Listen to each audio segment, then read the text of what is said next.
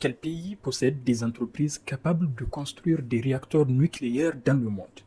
Hello, salut chers tous, j'espère que vous allez bien. Aujourd'hui dans cette vidéo, j'essaierai brièvement de vous parler des différents constructeurs de réacteurs nucléaires dans le monde. Je pense que c'est un thème qui est d'actualité car depuis quelque temps, le domaine du nucléaire connaît un regain d'intérêt et beaucoup de pays sont en train de vouloir relancer la construction de nouvelles centrales nucléaires. En effet, après avoir été diabolisé pendant plus d'une décennie suite aux accidents de Tchernobyl et Fukushima, la production d'électricité d'origine nucléaire semble renaître de ses cendres. Jamais la demande d'électricité n'a été aussi importante qu'aujourd'hui, et cela entre autres à cause de la démographie galopante, de l'arrivée des véhicules électriques sur les marchés et le développement fulgurant de l'intelligence artificielle. Il faut noter que dans une centrale nucléaire de production d'électricité, il y a principalement deux îlots. L'îlot nucléaire dans lequel nous trouverons essentiellement le bâtiment réacteur, où donc se trouve le réacteur nucléaire dans lequel se passe la réaction de fission, produisant ainsi la chaleur qui plus tard sera convertie en électricité. Ensuite vient l'îlot conventionnel dans lequel on trouvera la salle des machines où va se trouver la turbine et l'alternateur essentiel à la conversion en électricité. Vous l'aurez compris, on s'intéressera dans cette vidéo aux bâtiments réacteurs et particulièrement aux différents constructeurs de réacteurs nucléaires dans le monde. Sans plus tarder, le premier dans cette liste de privilégiés est le constructeur russe Rosatom. Rosatom est le leader mondial des exportations de réacteurs nucléaires avec ses réacteurs de la technologie VVER 1000 et 1200.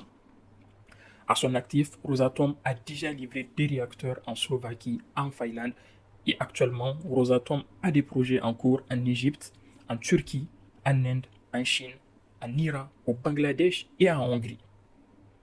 Rosatom propose une solution clé en main, incluant le combustible et parfois la gestion des déchets, et aussi dispose d'une présence dans de nombreux marchés émergents. Les États-Unis, un des pionniers du domaine avec Westinghouse, connaît aujourd'hui une influence en déclin.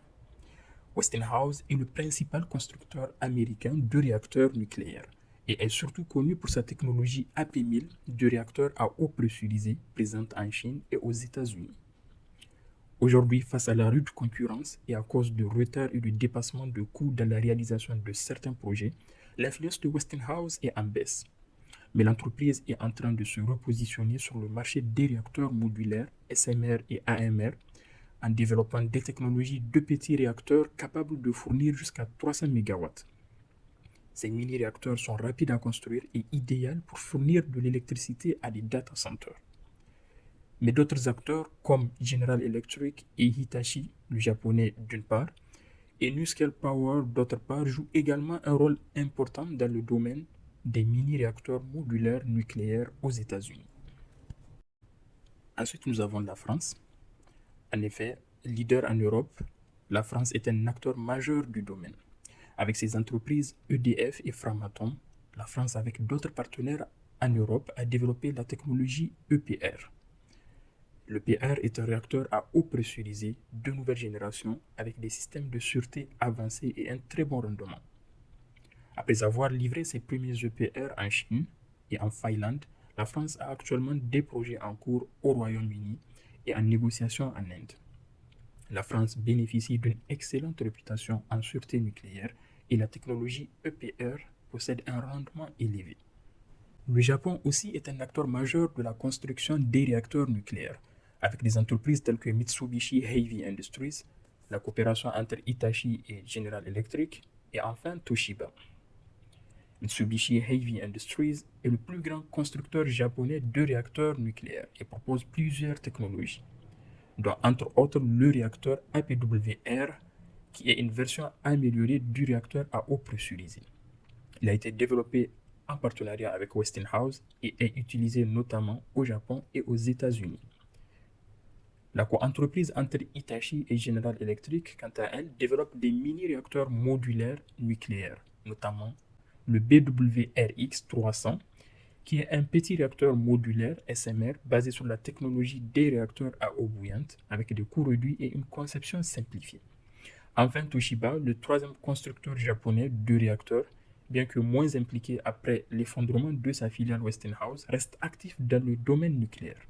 Toshiba a contribué au développement des réacteurs à eau bouillante de nouvelle génération et explore des technologies de réacteurs plus compacts et plus sûrs.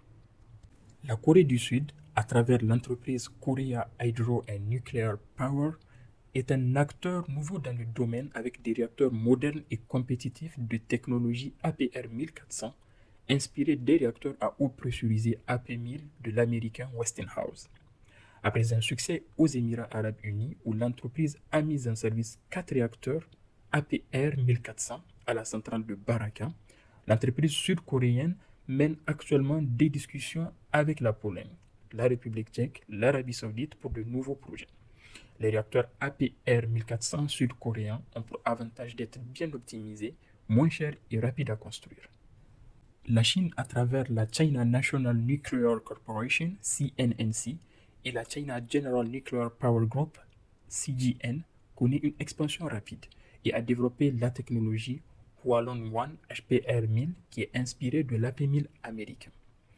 Aujourd'hui, la Chine a un projet en cours au Pakistan, à Karachi plus exactement, et mène des négociations pour de nouveaux projets en Arabie Saoudite et en Argentine. La Chine propose des prix très compétitifs et un financement attractif. Elle vise des marchés au Moyen-Orient, en Amérique du Sud et en Afrique. Enfin, le Canada, avec l'entreprise SNC Lavalin, est quant à lui spécialiste des réacteurs CANDU, réacteurs canadiens à eau lourde. La technologie des réacteurs CANDU a pour avantage de se passer de l'enrichissement d'uranium, réduisant ainsi le coût du combustible. Avec des projets déjà réalisés en Chine, en Roumanie et en Inde, le réacteur canadien CANDU semble visiblement dépassé et en perte de vitesse, malgré ses avantages dans une bonne fiabilité et une durée de vie prolongée. En conclusion, la Russie domine aujourd'hui le marché grâce à ses financements avantageux et sa large gamme de réacteurs VVER. La Chine monte en puissance avec des offres attractives et des projets en Asie et au Moyen-Orient. La France reste un acteur majeur en Europe, mais avec une technologie plus coûteuse. La Corée du Sud se positionne comme un fournisseur fiable et efficace après le succès de Baraka. Les États-Unis, le Japon et le Canada sont en retrait, mais misent sur les SMR, les petits réacteurs modulaires, pour revenir sur le marché. Vous l'aurez compris, le marché du nucléaire mondial est en pleine évolution et la bataille des exportations est aussi une question de diplomatie et de financement entre grandes puissances. Eh bien, c'est la fin de cette vidéo. N'hésitez pas à nous faire part de vos feedbacks en commentaire et à vous abonner pour ne rien rater de nos prochaines vidéos.